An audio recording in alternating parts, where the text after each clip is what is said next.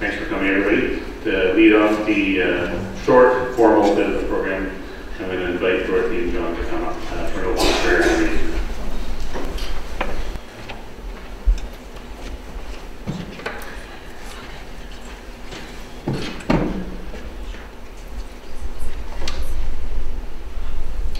Together.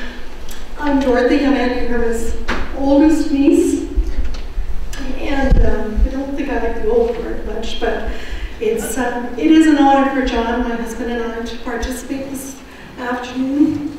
We always enjoyed Bob and Herma's company. We have great meals at their house. John and my dad helped them find their condo, and so we have lots of wonderful memories from here and from Winnipeg. She was my grade 5 teacher. Never called her by name that whole year, but she was very gentle with me in her classroom. We'd like to open this afternoon in prayer and with the scripture reading that Bob and the family have chosen. So if you'd close your eyes and just join with us as we open this afternoon's service. Our Father, we do thank you for bringing us together. This is the silver lining, as Paul pointed out this afternoon, in this coming together, that we can reconnect with friends and family especially. We thank you for your Son. And because of your Son coming to earth, living and dying and resurrecting, we are able to have a hope in heaven. Because that's where we will meet Auntie Herma and the others that we've lost. We thank you for the families that are represented here. And we just pray that this afternoon will be meaningful, it will be poignant, but most of all, it will give warmth to our hearts and depth to our memories. We ask these things in my precious name. Amen. We'd like to read for you the 23rd Psalm. This is taken from the New Living Testament and some expanded thoughts. The Lord is my shepherd. I have all that I need. He lets me rest in green meadows. He leads me beside peaceful streams. The Lord Jesus is my soul's shepherd, who meets all my needs and makes me smile. He gets me to stop working and to relax with him in his Father's loving arms. He takes me into a quiet place to be still and know that he is God and I am loved. He renews my strength. He guides me along right paths, bringing honor to his name.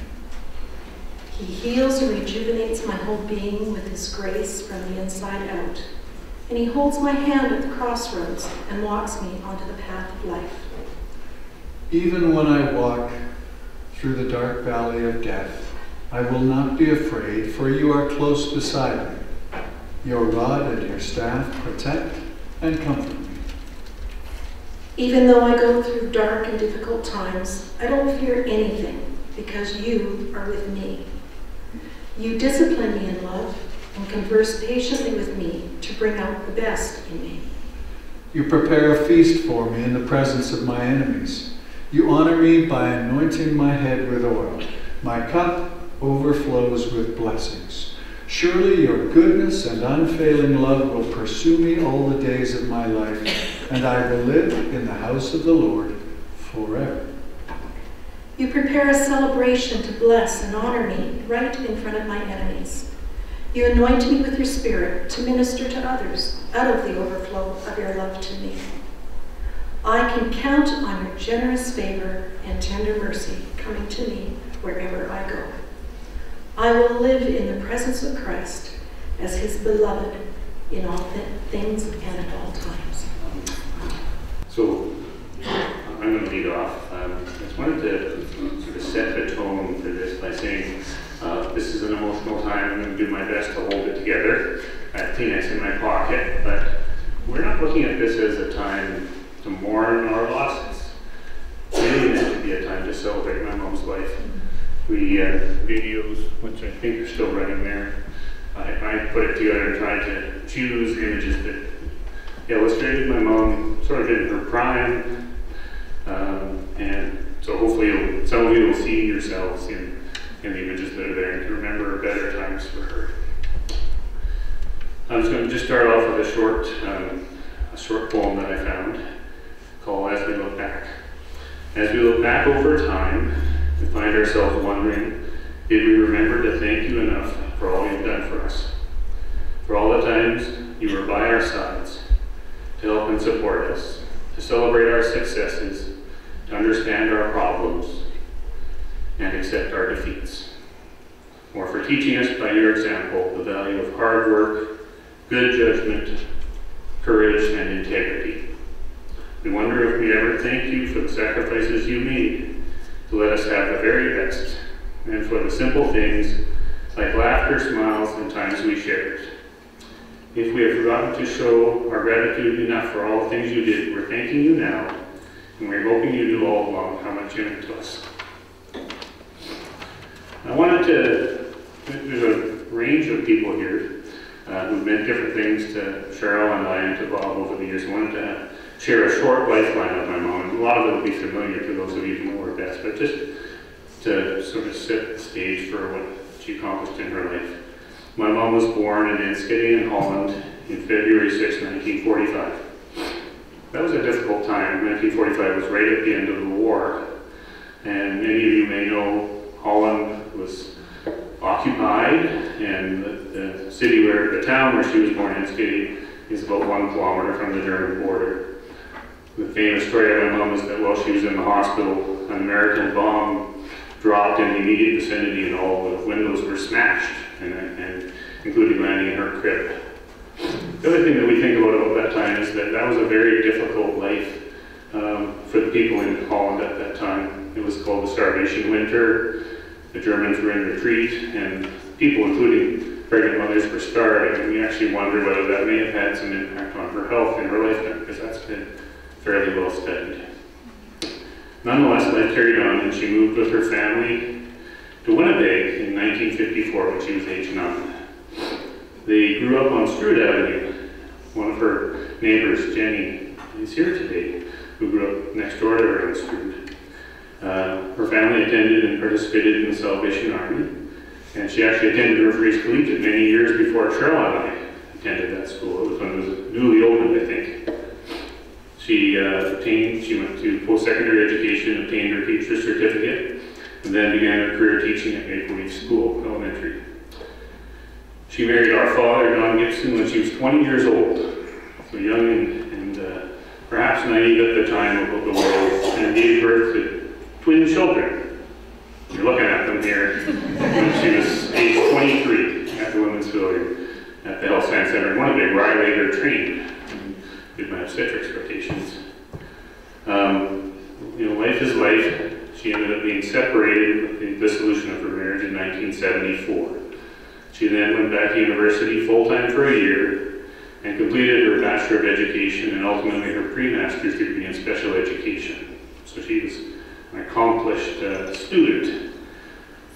Although she was a single parent for quite a number of years, we led extremely normal lives. She exhibited extreme dedication to us, and I can honestly say I never felt underprivileged in any way. I didn't feel any different than anyone else.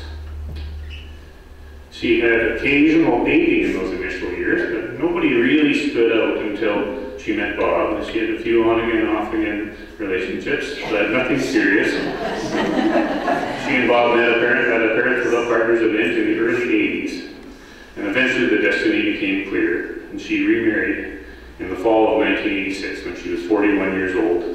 We were newly out of high school, and she ended up being happily married for 31 years. She retired early at the age of 55 in order to travel and spend time with Bob and her family. In 2001, I relocated with my family to Calgary. Cheryl had already been here for a number of years, and so naturally they followed in 2002. Bob and Mom relocated to Calgary. And while here, she enjoyed her life, travel, golf, and dining out. Unfortunately, she had her first stroke in 2003, From what she initially recovered very well, she returned to golf. She regained her driver's license, although I gather she was a bit of a hazard on the road at that point. She participated in the Calgary Stroke Recovery Group and had quite a nice number of years of good quality life, enjoying time in Calgary. The last 5 years were tough. She had a progressive decline. Her loss of autonomy and independence was really the antithesis of the things that she enjoyed in life. She was proud, strong, independent, and she lost most of that. But she still enjoyed visits from family and friends right up to the end. We would often bring a pallet of crave cupcakes and she would pile drive 5 or 6 of those babies. There were small pleasures that she hung on to at the end. And that led to her peaceful passing October 12th of this year.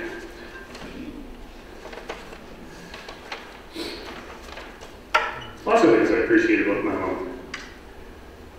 This is my part.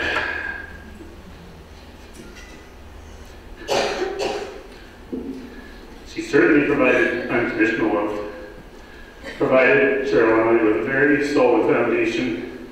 We always felt safe.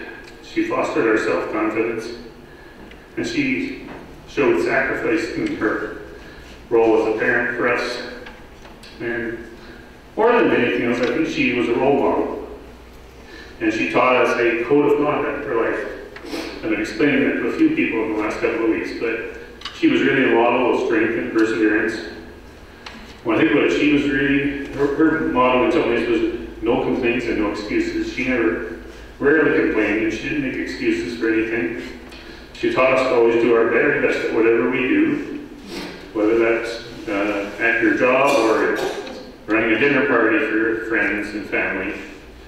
She valued respect for ourselves and for other people, and she certainly showed loyalty, particularly to family and close friends.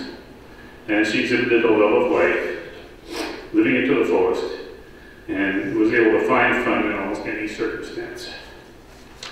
So I'm going to end my part here with another reading, and it's called Weep Not For Me. And that's despite my tears here, but weep not for me, though I have gone into that gentle night. Grieve if you will, but not for long. Upon my soul's sweet fight, I am at peace. My soul's at rest. There is no need for tears, for with your love I was so blessed for all those many years. There is no pain, I suffer not. The fear is now all gone.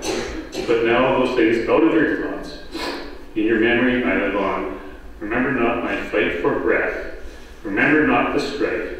Please do not dwell upon my death, but celebrate my life. So I'm hoping we can do that today.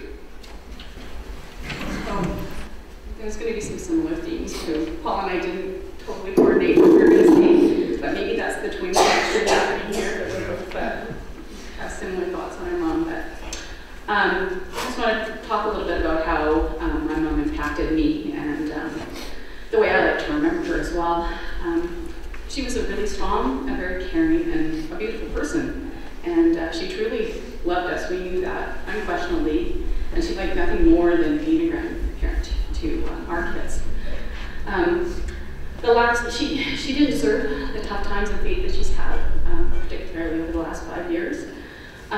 So I think while we miss her very, very much, there's also some relief for us in that she's not suffering anymore, because I don't think she would have wanted to keep living the life that she's been living. So, and her passing and preparing for this event has provided us with the opportunity to do a lot of reminiscing and remembering my mom for who she truly was. You know, from the time she came from Holland with long braids, we've seen the pictures of the little Dutch girl, and to, you know, becoming the teacher, the mother, and the grandmother that we all remember. So inspired by her Dutch heritage, she loved gardening and bright flowers, and so we've tried to pick some nice bright colors for today, because that's truly what she loved. And when we were making arrangements for today, I was saying, do you think you'd be able to find some tulips? Because those were by far her favorite, being from Holland. And Dorothy, or I'm not sure who, was able to find beautiful arrangement of tulips here. I think we got a few put in there. And I walked into Co-op, I don't even usually shop at Co-op, and I was like, it's November. I would not have thought you'd be able to find them, but so I quickly gathered up a few bundles and we brought them because she would have loved that they were here. So, anyways, I thought that was a sign that today would be a positive celebration for remembering my mom and the beauty in her life. So I just want to share a few of the traits, and some of them are certainly the same ones that Paul mentioned, but strong and hardworking. And similar to what Paul said, my mom was never a complainer. Despite having had some tough things, both earlier in her life and then later on in her life, she was caring and empathetic, and always willing to listen to others. That when it came to how she led her life, it was never to wallow in sadness or despair or self-pity, but to dig deep and get things done. That was how she approached everything. And she set very high standards for herself, but also for us.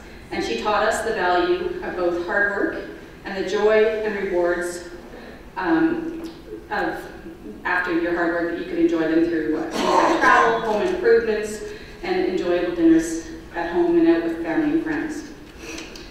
As a single mother, she worked hard to provide for us, and but like Paul said, we never felt like she sacrificed, but we never felt like we were missing anything in our family situation.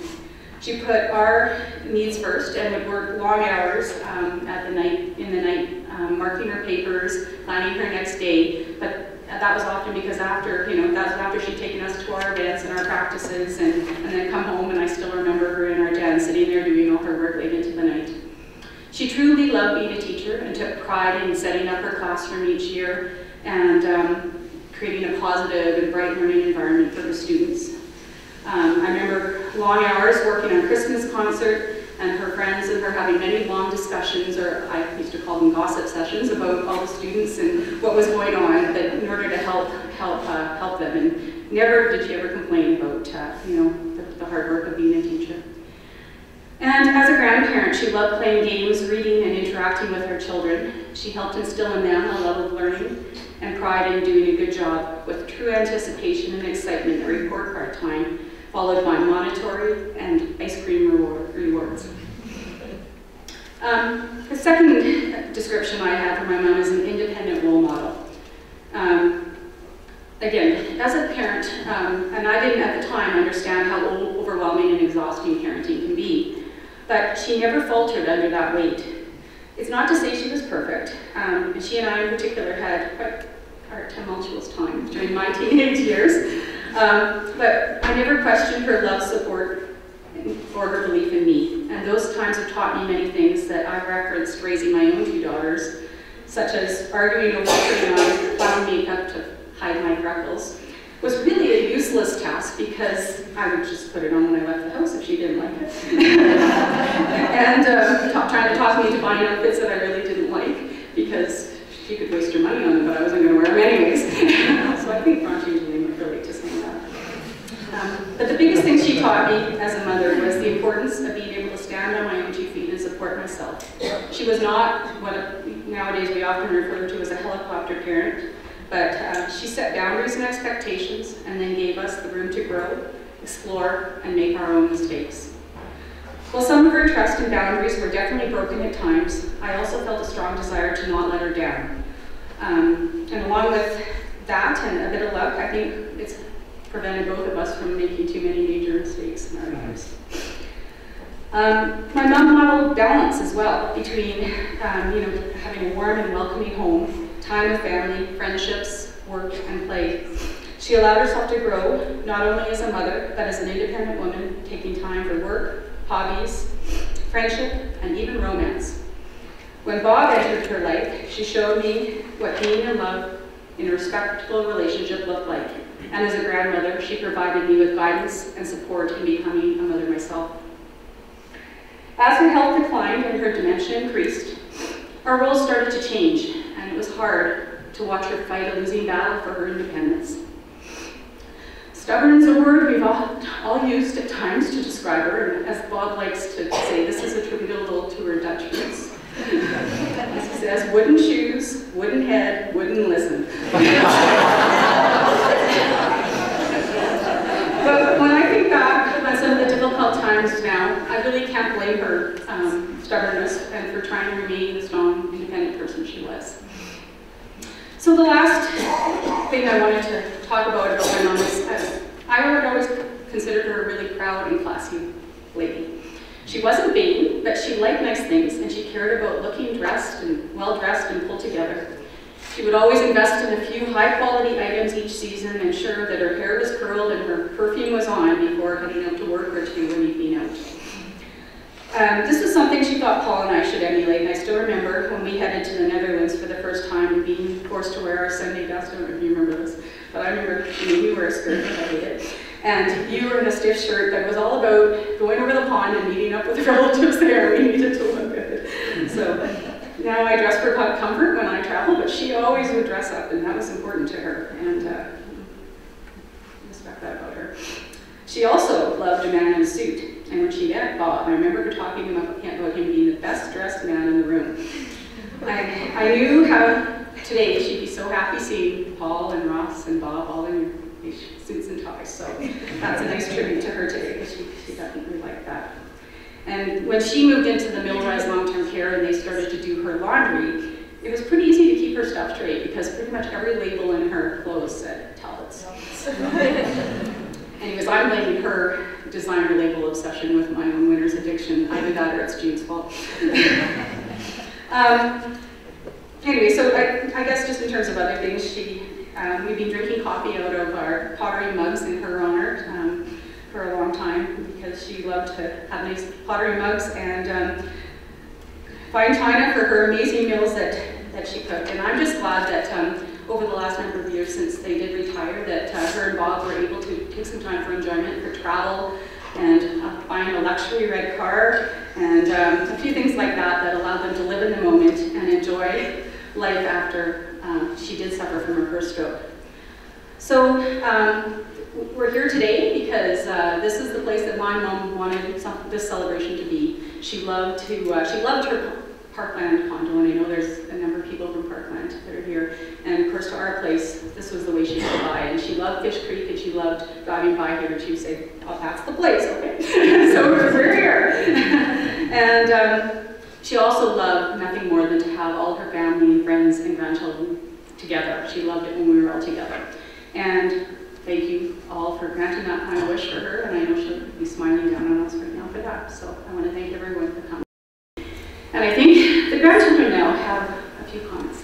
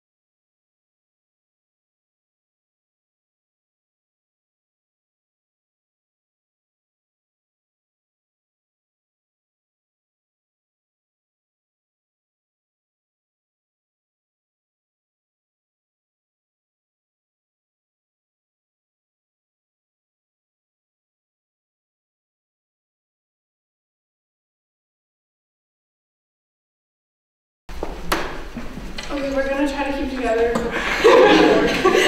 that's not happening.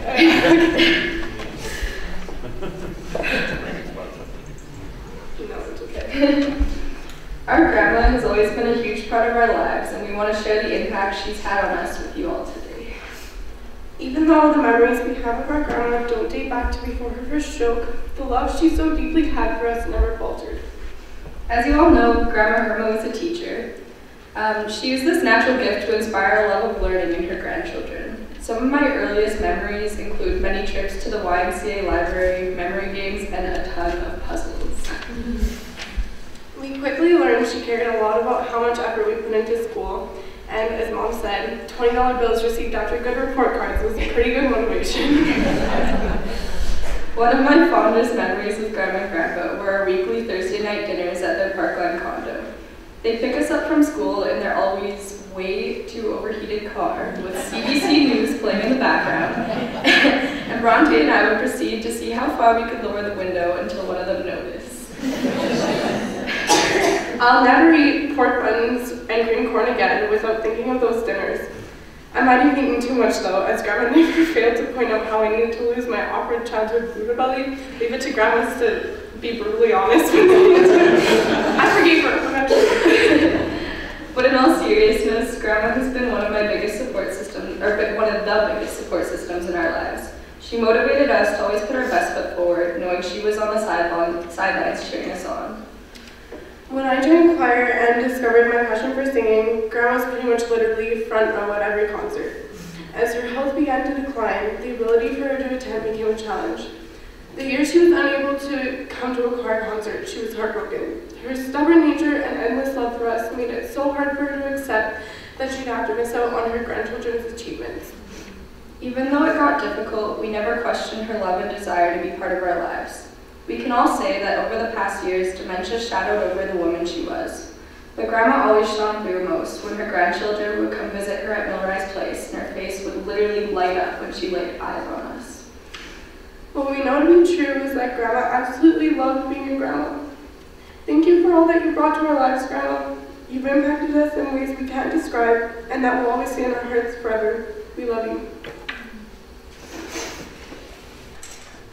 So we thought, I have a reading here from a dear friend of my mom's, Moni Yvonne, in Winnipeg. She sent this mass that I read it out.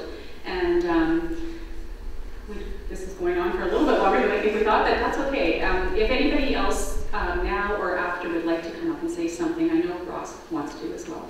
But if there's anybody else that would like to come and say anything and share a memory, you're welcome to do so. But certainly don't feel obligated, but if you would like to, we'd all love to hear it. So the message that I have is Memories of My Special Friend Herma by Mona Yvonne Morrow. My most sincere condolences to Bob, Cheryl, Paul, and their families in the loss of their beloved Herma. I have many fond memories of my special friend Herma. We met over 30 years ago while teaching together at Emerson School in Winnipeg, but our friendship blossomed into much more than teaching associates. We became theater goers, enjoying dinner together before attending plays at the Manitoba Theatre Centre.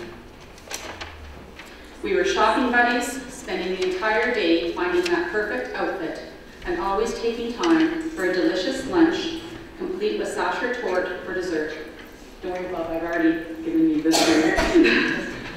We were mothers in support, proudly sharing day-to-day events about our children and offering advice to each other about issues that may have arisen. We were single ladies together, always conniving ways to meet the perfect partner and having a lot of fun and laughter together at dining for singles and parents without partners, and even joining a matchmaking agency. I didn't know that, actually. I won't share any secrets of those adventures, other than to say we each did find the perfect partner. Even with her busy life, Herma always made time for her close friends. There were many mornings spent together, having a cup of delicious coffee served in her stoneware mugs, and enjoying warm croissants with Nutella smothered on top, or a yummy dessert with whipping cream and raspberries, or rhubarb from her garden. During our coffee times together, Herma, with a twinkle in her eye, would share the escapades of the previous night's outing and plan other evenings when we were able to go out together for some fun. I have many fond memories of time spent at her home during the Christmas season in front of a cozy fire, enjoying a hot beverage and her tasty almond dark chocolate and cinnamon shortbread cookies. During one of our many visits to Calgary to visit Bob and Herma, Bob shared with Raymond and I that he wholeheartedly believed he was put on this earth to take care of Herma. We all know that Bob was Herma's devoted and caring partner for over 30 years, and willingly and lovingly helped her every day to make her comfy and bring a smile to her face. I hope you will agree with me that Herma was put on this earth to be a loving and devoted wife to Bob, a proud and caring mom to Cheryl and Paul, a doting and adoring grandmother to each of her grandchildren, and a most kind, caring, and thoughtful friend who enjoyed a great cup of coffee, a sinful dessert, a little bit of mischief now and then. She will truly be missed by each of us who knew her in so many special ways. As a tribute to Herma, I invite you all to plant some tulips in your garden as a commemoration to a very special lady. So, just before other people, including Ross, and then if anybody else wants to come up, I just want to thank everybody that has come. We've got a number of people that have come here from Winnipeg and Edmonton, and surprise people who came today, Jenny, that I had no idea you were coming. That was a really neat surprise. I just want to thank all of you for coming and being here and supporting us.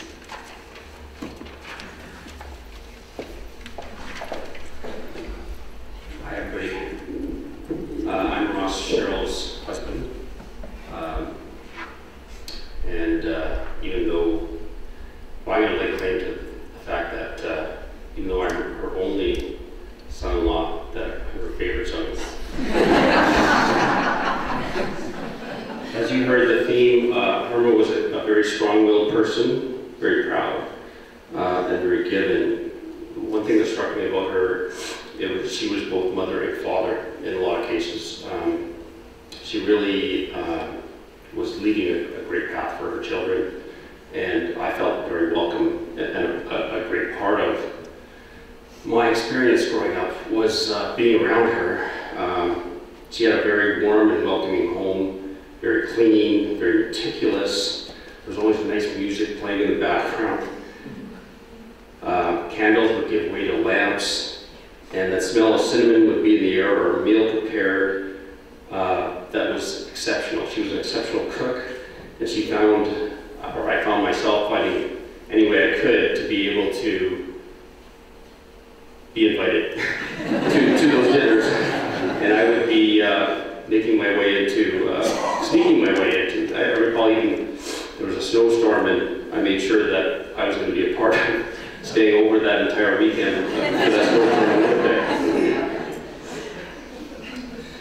The dinners and the get-togethers with family and friends were very good. They were often followed by playing games or taking rides to get ice cream, or on hot days, or to see the Christmas lights during the winter.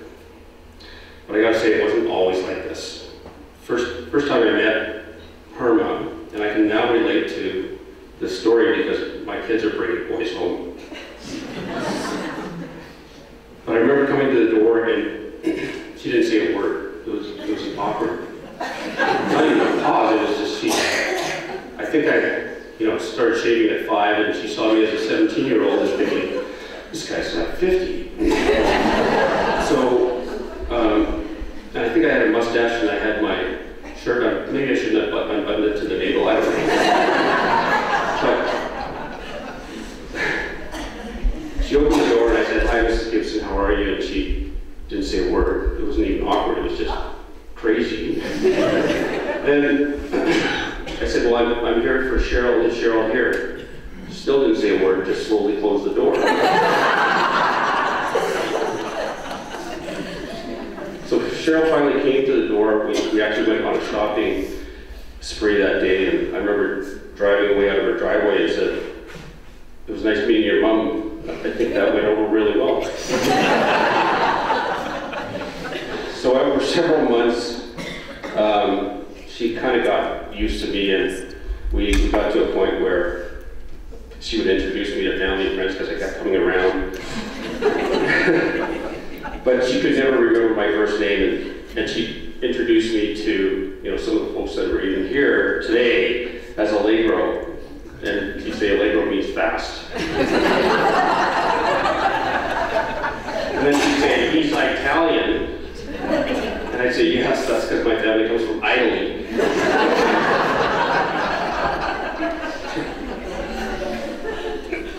So it was quite humorous. We got to the point where we connected on more levels than that. She seemed to realize I really wasn't that fast over time. And I took a lot of pride in saying a lot of humorous things, and she would laugh, but I think I got her to the point where she'd laugh to the point of snorting incessantly. I don't know if you guys remember that, but she would snort.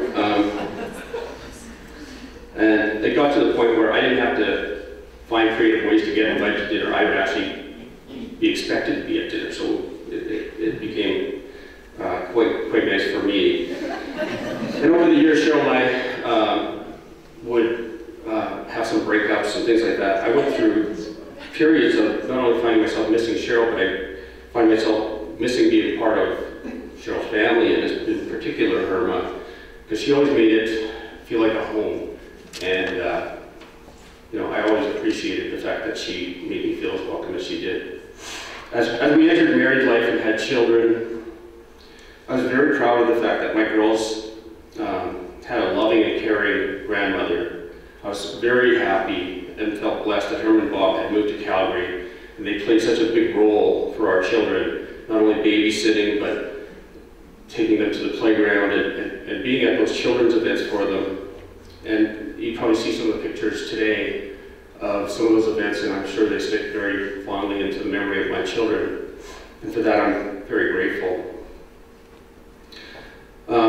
But still, despite that, children growing up, Herma would be at our house and still be her stubborn and meticulous self, and driving Cheryl crazy with moving knickknacks in our house to form what she thought would be the more particular location, or moving furniture around, because that's what she did, changing the girls into various clothes.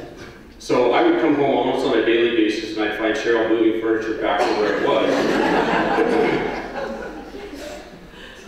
But I'm glad my kids got the chance to experience her warmth, her generosity, her strong determination, and strong will, and strong sense of family, and how she was able to move through life with pride and with class. So for Bronte and Jillian, I know your grandmother's spirit lives in you and will continue to serve you well as you grow up in life. As you face the highs of the achievement that I know you're going to be aspiring to, and the lows of adversity that are going to come with life in general, you'll know that your grandma's spirit is with you. And as you have families of your own, you can look back on the times that you spent with your grandmother, and it can be a role model for how you want to treat your family as in growing up. And she'll be with you every step of the way. I'm glad to have been a part of Herma's life and her of mine. Thank you. Well, that went about double as long as we thought it was going to, but that's okay.